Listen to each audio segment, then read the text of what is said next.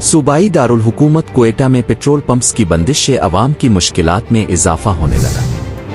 हम न्यूज़ के मुताबिक क्वेटा में अक्सर पेट्रोल पंप बंद हैं, जिसकी वजह से लोगों को मुश्किलात का सामना करना पड़ रहा है, जबकि 27 जुलाई से जारी एहतजाज के बाइस क्वेटा को पेट्रोल की सप्लाई बंद है। पेट्रोल सप्लाई बंद होने से शहर से पेट्रोल नापैद हो गया है और स्टॉक में मौजूद ईरानी पेट्रोल ब्लैक में 300 से 350 रुपए फी लीटर तक फरोख्त किया जा रहा है।